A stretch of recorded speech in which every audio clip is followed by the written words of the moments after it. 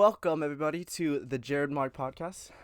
I'm your host Jared Marc, and our special guest today is Charlie Munoz. Introduce yourself there. Guys, my name is Charlie Munoz.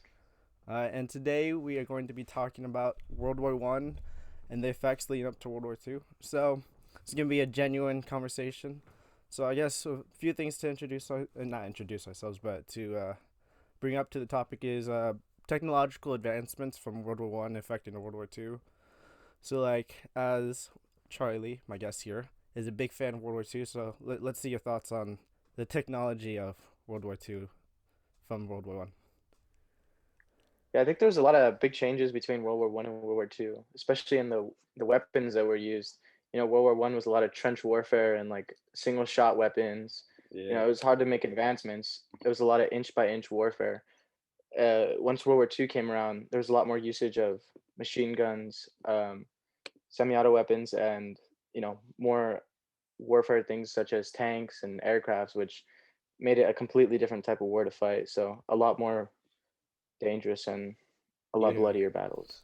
Wasn't like the big introductions in World War I that were like not existent whatsoever in World War I, at least technology wise for war, was like what, like tanks, right? Or was that World War II? Tanks and flamethrowers and stuff like that? Or was that World War II?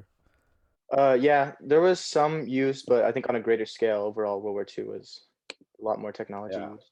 Trench warfare though was World War I, right? I'm not messing that up. Yeah. And then also aircraft and planes was also used in World War I. hmm Yeah. Okay. I guess the major thing, right, in World War II was like nuclear weaponry, right? That like changed the whole gameplay of like international war, right? Yeah, I think explosives such as bombs were used on a greater scale, but once it came to the nuclear bomb, it was a huge game changer because you know that the effects of nuclear weaponry and the effects it Yeah. had not only on the military but big civilizations such as Japan.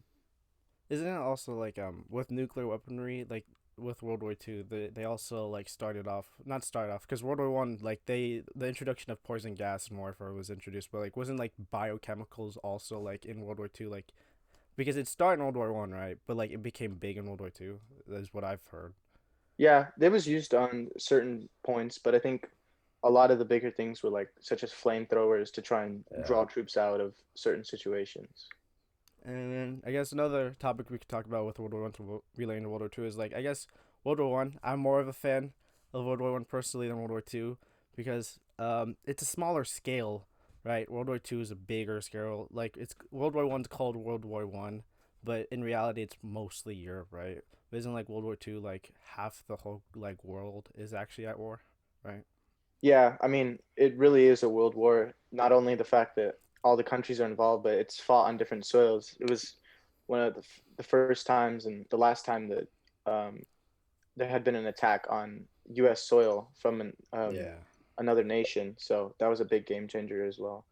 And I guess to talk about World War I, right? It wouldn't be possible for any of these World Wars one or two if like globalization was a thing, right? Because what like during this time the world just became so like globally interconnected. Like, wouldn't you say like if the world never became so interconnected, there wouldn't be like a world war in the first place?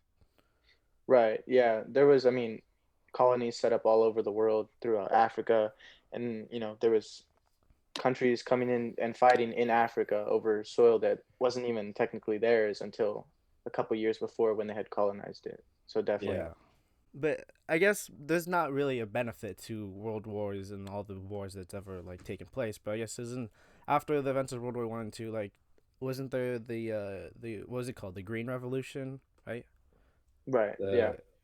The That was a big play, right? In I guess in today's world, because isn't also like antibiotics and penicillin like was such a main focus because of like nuclear weaponry being a thing, like the focus of like health, right, was a big game changer in at least like today's society, right?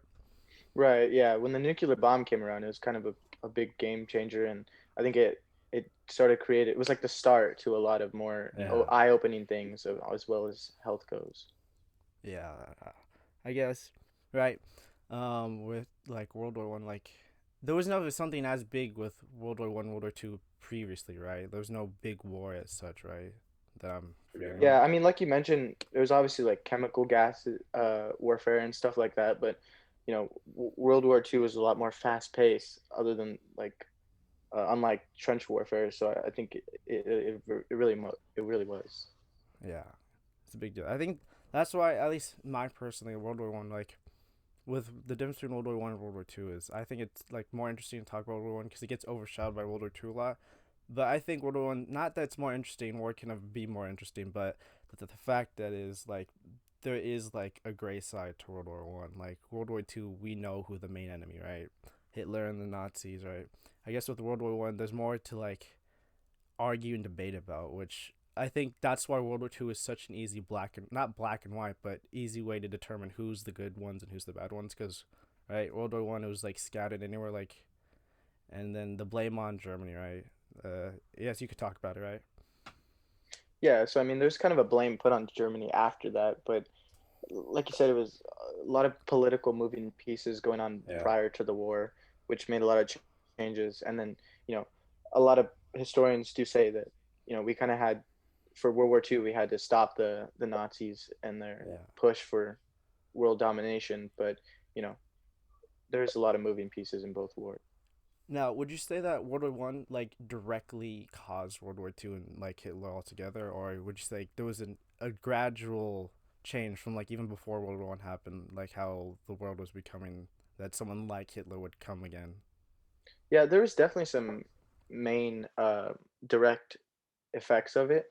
Like Hitler talking about his like how they were put the blame on, and that Yeah.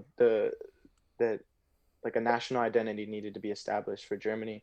But then I think there's also some long-term effects before World War One, such as like you know um, European nations as well as us, the U.S. putting a demand on trade in Japan, which kind of frustrated them from a long time ago, which kind of sent a Yeah. gradual effect of them, to go into war with us.